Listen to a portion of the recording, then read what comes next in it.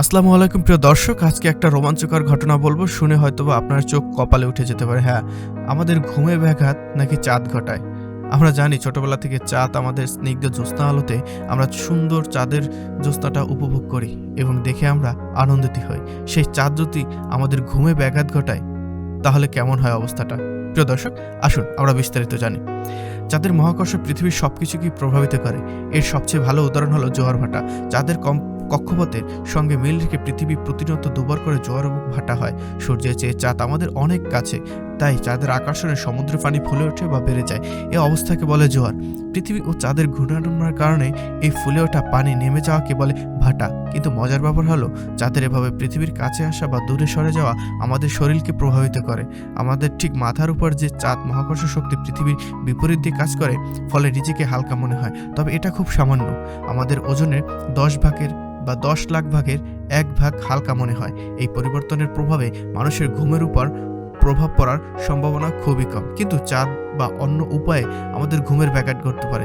যুক্তরাষ্ট্রের কানেক্টিভিটি এর yellow university, Washington ডিসির ইউনিভার্সিটি অফ ওয়াশিংটন এবং আর্জেন্টিনার দ্য ন্যাশনাল ইউনিভার্সিটি অফ কুইন্সল্যান্ডের একদল গবেষণা 2021 সালে মানুষের ঘুম নিয়ে একটি গবেষণা চালায়। গবেষণাটি নানা ধরনের পরিবেশের উপরও চালানো হয়। যুক্তরাষ্ট্রের সিয়াটল বিশ্ববিদ্যালয়ের শিক্ষার্থী যেমন এর অংশ ছিলেন, তেমনি ছিলেন আন্তর্জাতিক প্রত্যয় গ্রামাঞ্চলের মানুষও। দেখা গেছে বিদ্যুৎ থাকা বা না থাকার মতো বিষয়গুলি সেক্ষেত্রে ফলাফলে কোনো ভূমিকা রাখছে না। এই গবেষণার মতে চাঁদের দশা কিংবা আমাদের ঘুমের প্রভাবিত করে। তাদের ধারণা, চাঁদের আলোয় তীব্রতা পরিবর্তনের ফলে আমাদের ঘুমের কিছুটা সমস্যা হয়। চাঁদের আলো তীব্র হলে এটি আমাদের শরীরের কর্টিসল বা মেলাটোনিন নামক দুটি হরমোন নিঃসৃত হয় প্রভাবের ফলে। এই হরমোন দুটি আমাদের সার্কাডিয়ান ছন্দ নিয়ন্ত্রণ করে। সার্কাডিয়ান ছন্দের আক্ষরিক অর্থ বলা হয় দেহঘড়ি। এটি আমাদের ঘুম নিয়ন্ত্রণ করে।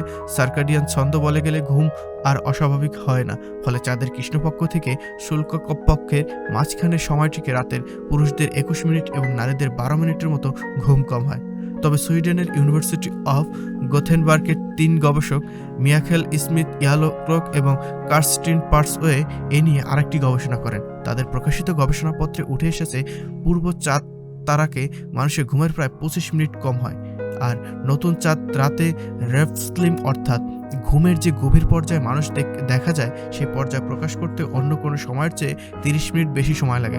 অর্থাৎ মোট দাগে বলা যায়, চাঁদ কিংবা নতুন চাঁদ হোক বা পূর্ণচন্দ্র হোক, দুটোই মানুষের ঘুমের খানিকটা ব্যাঘাত ঘটায়। প্রিয় দর্শক, আপনারা যদি ভিডিওটা না বুঝে থাকেন, আমি মনে করব আরও একবার ট্রাই করে দেখেন, আরও একবার নিজেরা ভিডিওটা প্লে করে দেখেন, সুন্দর করে মনোযোগ সহকারে কথাগুলো শোনেন।